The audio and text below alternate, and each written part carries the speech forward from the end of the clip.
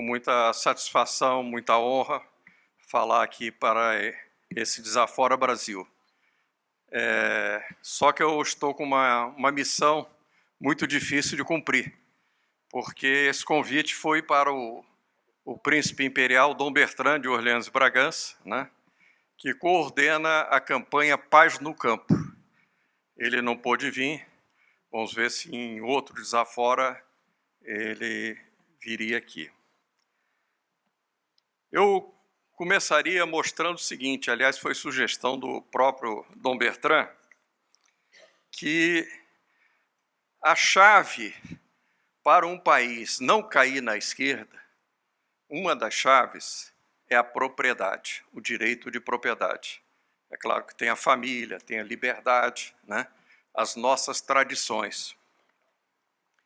E por que que o comunismo sempre quis atacar o direito de propriedade? Se nós formos ver nas antigas encíclicas dos papas,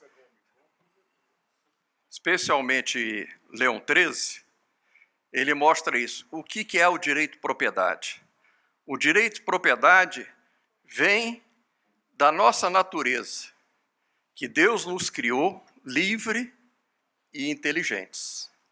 Então, se nós somos inteligentes e se somos livres, nós somos donos do fruto do nosso trabalho.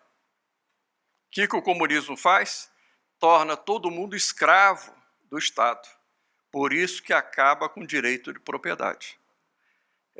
Se eu pegar uma família vamos supor, uma família grande, 10 irmãos, eu dou a mesma herança para esses irmãos. Não vai durar um ano, está tudo diferente. Porque cada um tem um talento, cada um tem um empreendimento, ou às vezes tem um vício também, né? Então, nós temos direitos iguais pela nossa natureza. Então, nós temos direito à liberdade, né, a constituir família, ao trabalho, etc. Mas, nos acidentes, nós somos diferentes. Um é forte, o outro é fraco. Um é inteligente, o outro é menos inteligente. Um é habilidoso para o comércio, o outro é menos habilidoso. Um é habilidoso para os meios acadêmicos, etc. E daí vão saindo as diferenças. Mas a beleza da sociedade está justamente nessas diferenças hierárquicas e proporcionais. Aí vem a sociedade. Bem, o Brasil passou por um outro período, eu era menino ainda, mas talvez um ou outro se lembre disso, que foi o período de 64. O comunismo estava com uma força muito grande no Brasil e tinha não só na sociedade, mas até nos meios militares, né? E já tinha se infiltrado na Igreja Católica. Eu sou católico, né? E só tenho a lamentar toda essa crise. E os nossos escritos são tudo nessa linha, alertando os católicos para a infiltração comunista na Igreja. Então, eu participei de uma campanha que foi feito um abaixo-assinado, pedindo a Paulo VI, na época, em 68, né, que tomasse providências contra a infiltração comunista na Igreja. Infelizmente, não tomou nenhuma providência e só foi caminhando para o comunismo, a ponto de alguém que citou aqui, o PT surgiu na sacristia. Toda a formação da esquerda no Brasil tem origem clerical dentro da Igreja Católica, né? E esse é um dos males da falta de visão das pessoas de perceberem os lobos com pele de ovelha. Quer dizer, se não atacarmos a esquerda católica, nós não conseguiremos nada, porque eles têm as paróquias, eles têm os colégios, têm tudo mais para continuar propagando.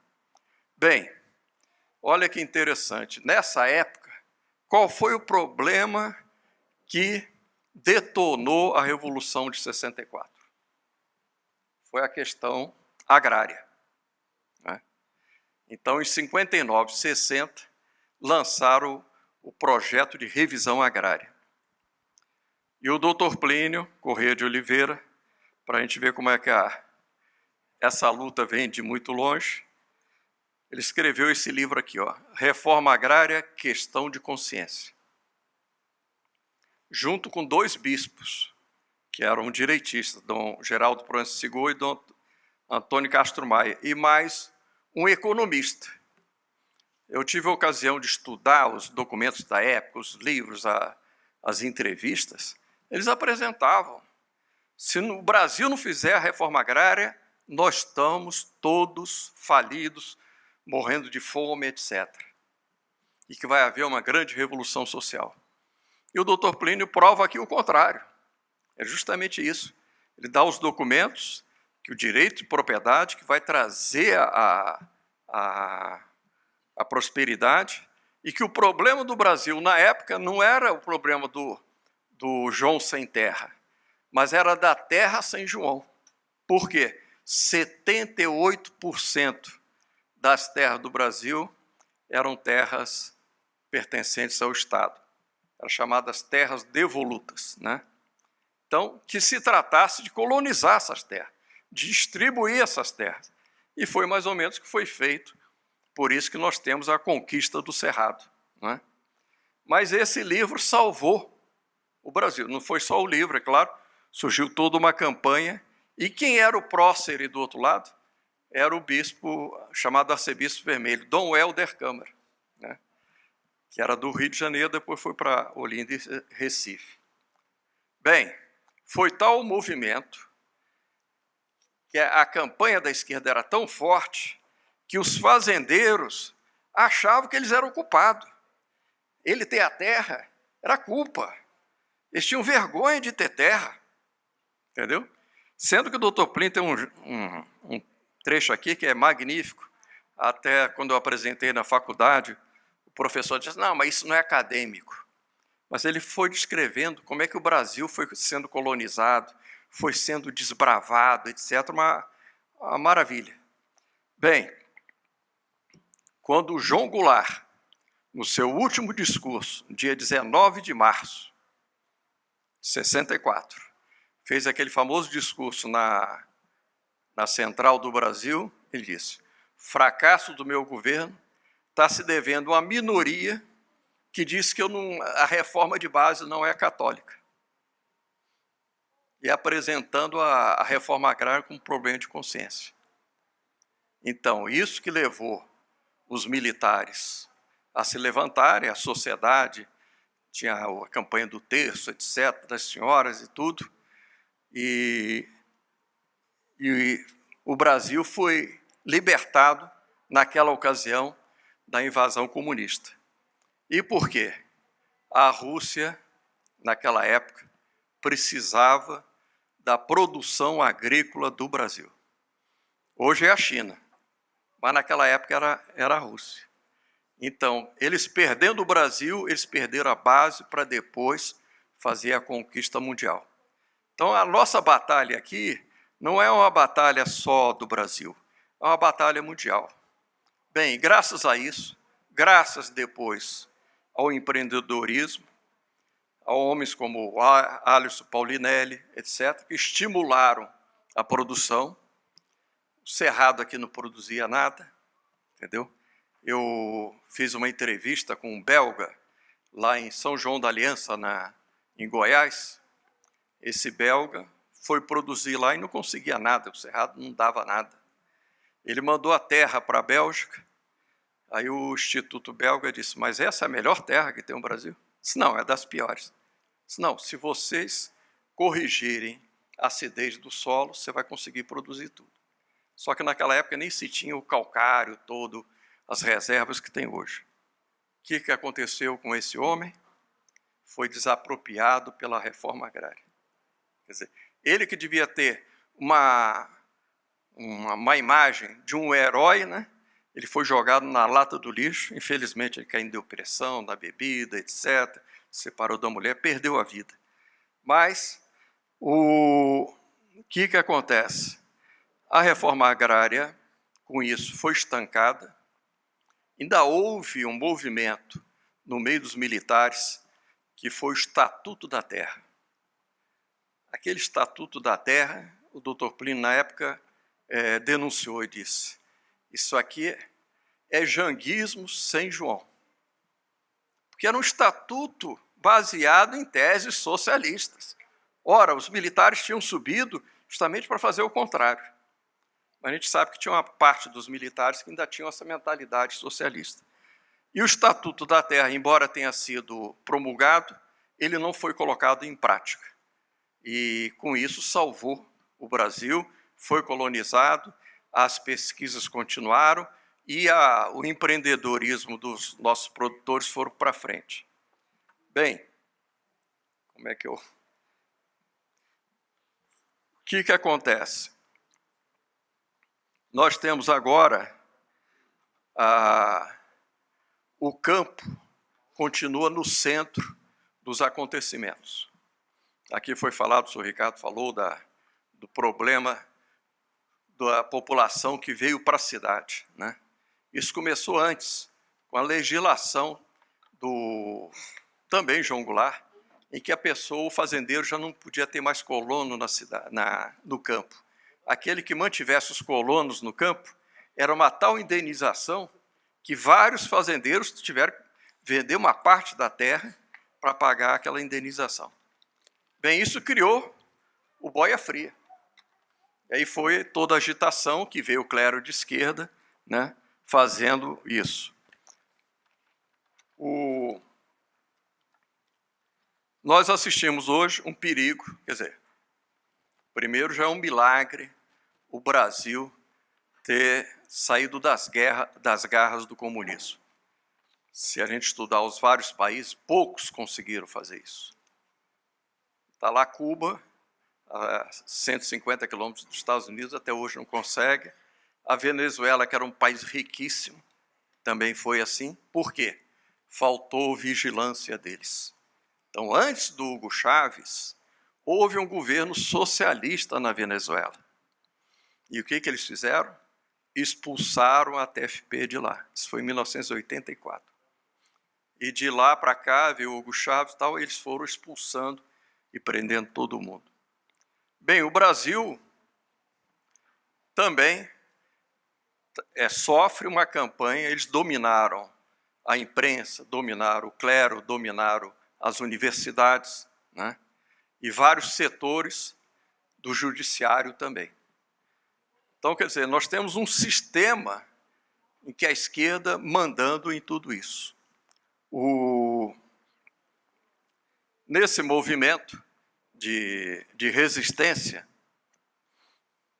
eles, inclusive, fecharam a TFP. Né?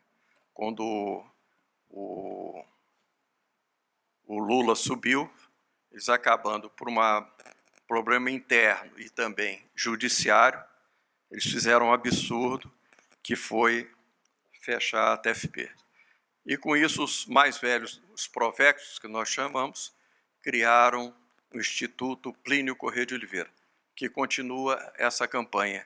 E como o nosso dirigente aqui disse, né, apartidária, a TFP foi sempre apartidária, mas mexe na política com P maiúsculo. Não é? E nós estamos... A esquerda ela vai se renovando. E criou, estava explicando até para a Thelma, outros problemas. O problema quilombola e o problema indígena. Certo? Nós escrevemos um livro chamado A Revolução Quilombola, que segurou muito disso. Mas eles queriam desapropriar a ideia deles, até o dirigente do INCRA chegou a dizer, vai ser o MST dos negros. Só que, graças a Deus, eles não conseguiram isso. Por quê? Primeiro, pelas denúncias. Segundo, porque o nosso povo, além de ser miscigenado, né, como é que vai separar? Eu, por exemplo, eu tenho sangue português, indígena e negro. E assim é 60%, 70% da população brasileira é miscigenada. Né? E segundo, o nosso povo é conservador. Então, eu tive a ocasião de visitar esses assentamentos quilombolas e ver como tudo é muito artificial. Vinha verba da Fundação Rockefeller, da Fundação Ford, e pagava estudantes para fazerem teses racistas aqui no Brasil. Dizer que o Brasil é um país dividido, que o negro está pisado e tudo mais. E, baseado nisso, eles chegaram até o decreto do Lula. O Lula nada mais fez que, no primeiro ano, em 2003, no dia 20 de novembro, que é a tal data da consciência negra, do zumbi, que depois, estudando, se viu esse zumbi, ele não lutou contra a escravatura, nada. Quer dizer, ele tinha escravos, era um tirano, ele matou o tio dele, o Ganga Zumba, que já tinha feito acordo com o regime português, né? E aí começou a saquear as fazendas em volta. Foi por isso que o governo português mandou exterminar os Palmares, o quilombo dos Palmares. Mas o que nós estudamos nesses quilombos? O quilombo, o que é? É formado por negros fugidos. Ora, nós fomos dos dois principais quilombos no Brasil, um em Santa Catarina e outro no Espírito Santo em São Mateus. O INCRA queria desapropriar 80% do município, inclusive grande parte da cidade, que tem 100 mil habitantes. E numa entrevista de rádio, perguntaram, mas o que o senhor vai fazer com o povo, né, que mora aqui nas casas, mora na cidade? Ah, não, isso não é problema. Bem, nós vamos ver aqui que era o quilombo. Era o contrário do quilombo. Eram senhores de escravos que não tinham descendentes e deram a alforria para os seus escravos e deram terras para eles. Só que, com o tempo, eles não fizeram a transmissão e tal, não tinham o título da propriedade. Quer dizer, ao contrário de dizer que era uma guerra entre os negros e os senhores de escravos, não. Havia aquela amizade, não estou dizendo que era em todo o Brasil. E havia o Instituto da Alforria, ou seja, quando a princesa Isabel libertou os escravos, 2/3 dos negros no Brasil já eram libertos. E mais do que isso, na região de Campos, que era uma região de muitos negros, 30% dos proprietários da terra eram negros. Então, quando os americanos chegaram aqui, queriam falar da libertação dos escravos, eles tomaram um susto. Porque ele chegou na alfândega, quem atendeu ele? Um negro. Ele falou, mas não, os negros estão mandando nesse país, né? E o embaixador americano, não foi na Lei Áurea, na lei do ventre livre, quando o povo festejou aquela lei, ele juntou aquelas flores e disse, eu vou levar para o meu país, porque enquanto lá na América do Norte, para libertar os escravos, nós precisamos fazer uma guerra civil, aqui no Brasil se resolve com flores, né? E quem vê a descrição da Lei Áurea... Doutor Nelson, sim. Se eu puder concluir uns 2, 3 minutinhos. Ah, tá bom.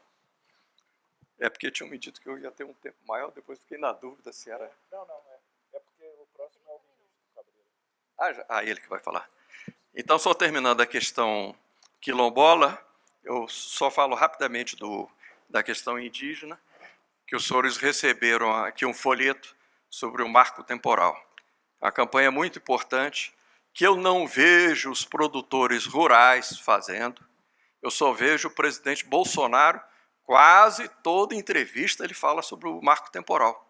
Ora, os maiores interessados, as lideranças rurais, não falam nada. É impressionante isso. Bem, mas terminando a questão quilombola, então a princesa Isabel, até hoje, tem muito prestígio, e o atual presidente da Fundação Palmares colocou em votação se não queriam trocar o nome, eu acho que todos viram, né?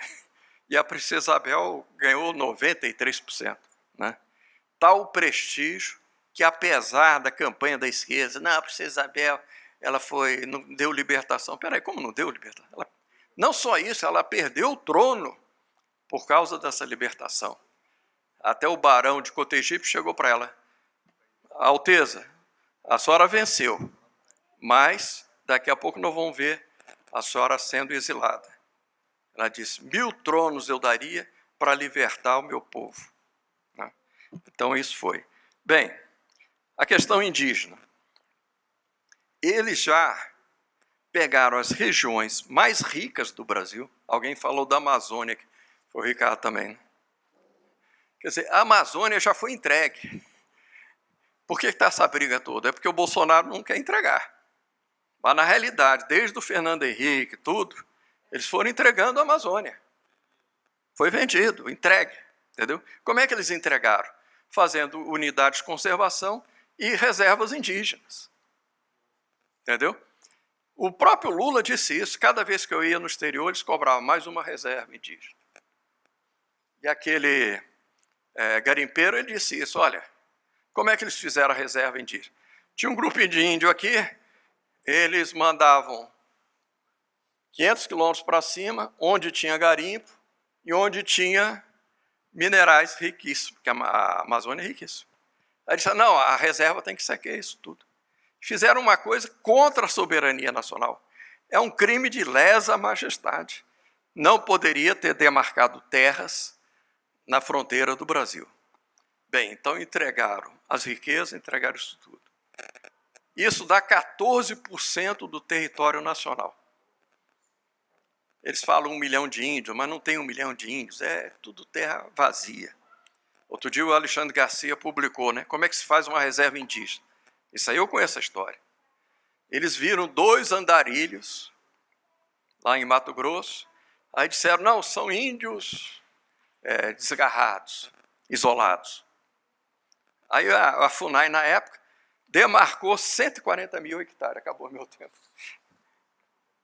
E ficou 10 anos sem poder mexer. E os fazendeiros perderam as terras naquele tempo, mas não foi demarcado ainda no final, e agora eles suspenderam isso. Mas assim é feita a demarcação. Bem, o que eles querem agora é o chamado marco temporal.